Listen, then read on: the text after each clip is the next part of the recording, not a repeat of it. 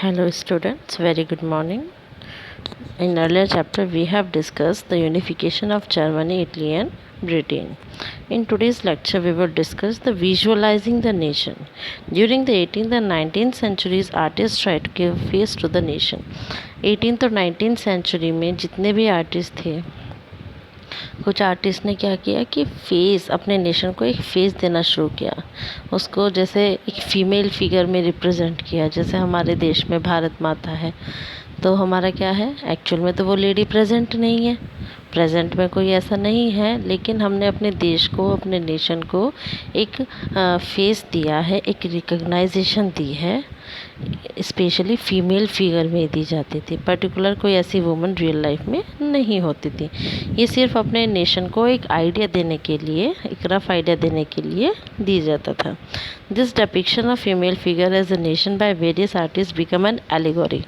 ये जो female figure as a nation जो डिपिक्ट करते थे कुछ आर्टिस्ट, तो वो क्या बन गई, एलिगोरी। एलिगोरी कोई भी चीज़, कोई स्टोरी हो, कोई पोएम हो, कोई पोर्ट्रेट हो, पिक्चर हो, जो एक हिडन मैसेज क्या करे, एक हिडन मैसेज को रिप्रेजेंट करे, एक्सप्रेस करे या रिवील करे, वो एलिगोरी होती। तो ये जो फीमेल फिगर थी ये एलिगोरीज बन गई, नेशन की allegories. All this started during French revolution. ये सब फ्रेंच रेवोल्यूशन में स्टार्ट हुआ, where artists use in female allegory to represent ideas like liberty, justice and Republic.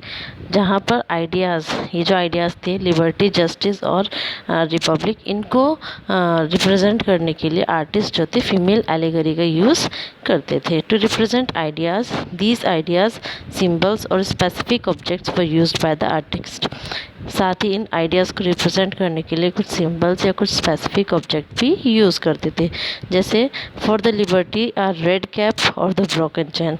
मान लो कहीं पर हमें ब्रोकन चैन दिखाई है या रेड कैप दिखाई है, उसका मीनिंग था कि वो लिबर्टी की निशानी है। These are the symbol of liberty.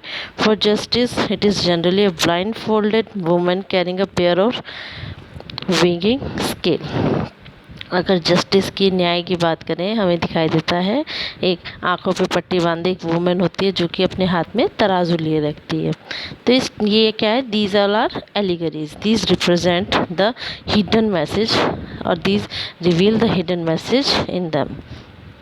So therefore various female allegories were invented by artists in the 19th century to represent the nation। काफ़ी सारी फीमेल एलिगरीज 19th century में आर्टिस्ट के द्वारा इन्वेंट की गई। In France female figure which is use to describe nation was given the name Marrion.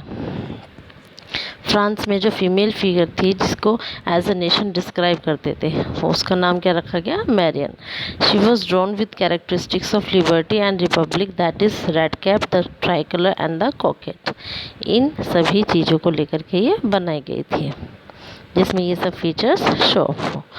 The statue of Marrion व erected at various public places. जब ये जो मैरियन के स्टैचूज थे अलग अलग पब्लिक प्लेसेस पर लगाए गए। This was done to remind people और the public of the national symbol of unity.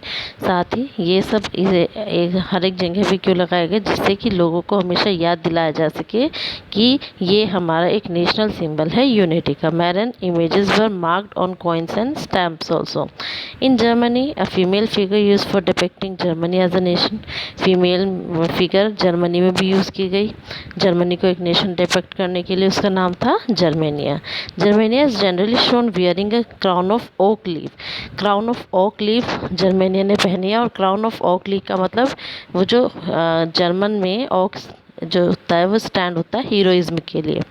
So now we know about the countries got unified and become nation state and also been personification of these state through female figure। जैसे हमारे यहाँ पर भारत माता है, भारत माता है वो हम एज अ फीमेल फिगर बनाया है और हम अपने नेशन को ही रिप्रेजेंट कर रहे हैं, अपने देश भारत को ही रिप्रेजेंट कर रहे हैं थ्रू भारत माता। But the question here arises after becoming a nation. अब ये जो था यूनिफाइड हुआ, कंट्रीज यूनिफाइड हुई, नेशन स्टेट बने, अपने आप को पर्सनिफाई भी किया इन स्टेट ने, किसके थ्रू किया, फीमेल फिगर्स के थ्रू। अब क्वेश्चन ये राइज होता है कि जब नेशन स्टेट हो गए, did they continue to be liberal democratic nation और टर्न इनटू समथिंग एल्स, कि वो कंटिन्यू लिबरल डेमोक्रेटिक नेशन बने या फिर किसी और चीज़ में बदल गए. Well yes, after becoming a nation the countries began to expand their boundaries in order to increase their power और influence of the or the other regions of the world. This led to the given birth of imperialism. हाँ, ये जो क्या था, आपके जब state nation state बने उसके बाद ये एंड नहीं हुआ. उसके बाद उन्होंने अपनी पावर्स को एक्सपेंड करने के लिए अपने एरिया को बढ़ाना शुरू कर दिया. अपने एरिया को, अपनी कंट्रीज़ को का एरिया बढ़ाना शुरू कर दिया, जिससे कि वर्ल्ड में उनका प्रभाव रहे. इससे किसका जन्म हुआ? इम्पेरियलिज्म. नेक्स्ट हम बात करते हैं नेशनलिज्म एंड इम्पेरियलिज्म की. During the last quarter of 19th century new political change was noticed. जब लास्ट 19th सेंचुरी का लास्ट क्वार्टर आया तो कई पॉलिटिकल चेंजेस देखे गए, नोटिस किए गए. नेशनलिज्म जो था, जो पहले नेशनलिज्म था, अब वो जो आइडियलिस्टिक जो आइडियाज़ थे नेशनलिज्म के, अब वो ज़्यादा लंबे समय तक नहीं रहे. जो लिबरली और डेमोक्रेटिक सेंटिमेंट थे first half of the country, वो नहीं रहे. इस पीरियड में नेशनलिस्ट ग्रुप जो थे वो बहुत इंटॉलरेंट हो गए एक दूसरे के खिलाफ. लगातार उनमें कॉन्फ्लिक्ट्स होने लगे. इसका सबसे ज़्यादा बड़ा फ़ायदा किसने उठाया? यूरोपियन पावर्स ने. अब यूरोपियन पावर ने रियलाइज़ किया कि इम्पेरियलिज्म की फीलिंग, इम्पेरियलिज्म अब होना चाहिए. इम्पेरियलिज्म एक ऐसी पॉलिसी है, it is a policy of extending a country's power, जिसमें कंट्री अपनी पावर को एक्सपेंड करती है मिलिट्री फोर्सेस की मदद से, जिससे कि उसका जो प्रभाव है वो सब पर रहे. An area known as Balkans emerged as most desired area to fulfil the imperialist goals by the Europeans. अब एक एरिया था बाल्कन एरिया, जिस पे जितने भी यूरोपियंस थे उन सबकी नज़र थी अपनी पावर को बढ़ाने के लिए. एज एन इम्पेरियलिस्ट गोल उन्होंने उसको बनाया. जो बाल्कन था वो एक जोग्राफिकल और एक एथनिक वेरिएशन का वो था एरिया. तो अगर मॉडर्न डे में बात करें तो उसमें Romania, Bulgaria, Albania, Greece, Macedonia, Croatia, Bosnia, Slovenia, Serbia, Montenegro, ये सब कंट्रीज़ आती हैं. जो इनके जो इन्हेबिटेंट्स थे उनको पहले क्या बोलते थे? Slaves. Balkan was a region that was under the control of Ottoman empire. Balkan किसके कंट्रोल में था? ऑटोमन एम्पायर के कंट्रोल में. लेकिन ऑटोमन एम्पायर कौन सा? जिससे ग्रीक ने इंडिपेंडेंस ली थी. अब लेकिन धीरे धीरे जब रोमांटिक नेशनलिज्म हुआ था, जब स्प्रेड हुआ था, तो ऑटोमन एम्पायर का फॉल हो गया था, जिससे कि बहुत बड़ी टेंशन हो गई थी बाल्कन रीजन में.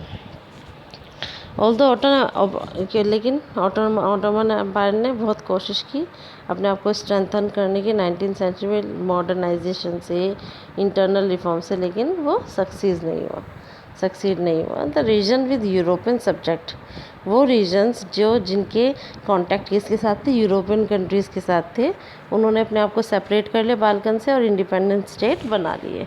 अब जो बाल्कन पीपल जो रह रहे थे बाल्कन में, वो उन्होंने स्ट्रेस किया इंडिपेंडेंस पे कि हमें भी इंडिपेंडेंट कर देना चाहिए.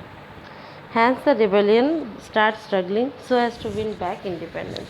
लेकिन जो राइवल्स थे, जो रिबेलियंस थे, जो उसको अपनी पावर को एक्सपेंड करना चाहते थे, वहाँ पर अपना राज्य स्थापित करना चाहते थे, उन्होंने दोबारा से मतलब इंडिपेंडेंस की तरफ स्ट्रगल करना स्टार्ट किया. As different Slavonic nations were attempting hard to gain independence. Slavonic nations it means कि जो वहाँ के इनहेबिटेंट्स थे इन कंट्रीज़ के, उन्होंने बहुत मेहनत की इंडिपेंडेंस पाने के लिए.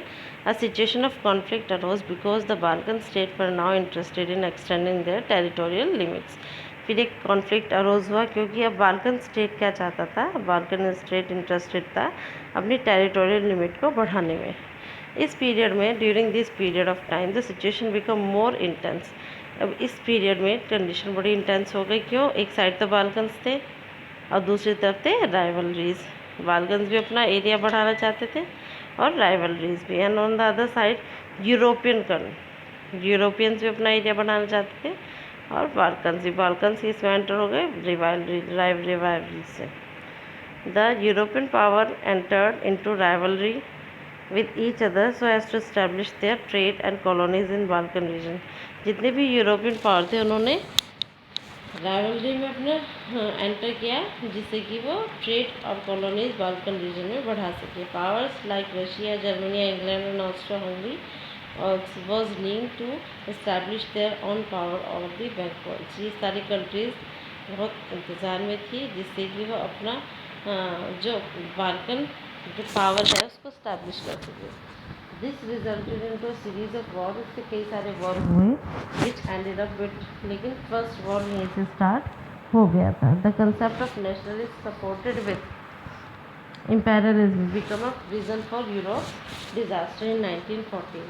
अब ये जो आइडिया था, ये जो थिंकिंग थी कि नेशनलिज्म तक तो चलो ठीक था, लेकिन जब इम्पेरियलिज्म की भावना है तो इससे एक बहुत बड़ा नेगेटिव रोल देखने को पड़ा जो यूरोपियन के लिए बहुत बड़ा डिजास्टर था. यूरोप के लिए 1914 में during the 19th century many colonized countries began to oppose the rule of imperialist country.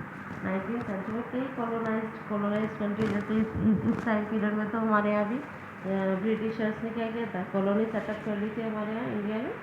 तो जो कॉलोनाइज कंट्री थी उन्होंने began to oppose the rule of imperialist country. जो इम्पेरियलिस्ट कंट्री थी, जैसे हमने भी स्टार्ट कर दिया था अपोज करना, ठीक है. तो कॉलोनाइज कंट्रीज जो थी उन्होंने इम्पेरियलिस्ट कंट्री को अपोज करना स्टार्ट कर दिया था. तो anti imperial movements that developed everywhere were nationalist.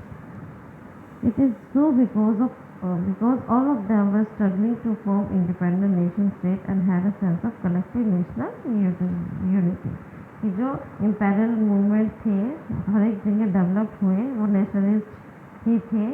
ऐसे इसलिए था क्योंकि they were struggling to form independent nation, क्योंकि वो स्ट्रगल कर रहे थे कि वो इंडिपेंडेंट नेशन स्टेट बना सके. और कलेक्टिव यूनिटी भी इससे शो होता है.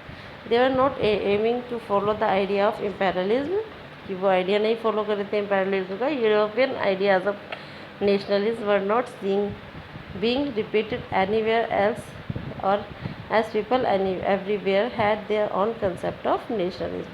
जो यूरोपियन आइडियाज़ थे नेशनलिज्म के वो बार बार रिपीट नहीं किए गए. अब ज़्यादा रिपीट नहीं हुए, ना हर जगह रिपीट हुई. क्यों? क्योंकि हर एक पीपल के अपने आइडियाज़ थे, अपने कंसेप्ट थे नेशनलिज्म के. But all these event and processes come to an end with the idea of organizing society into nation state.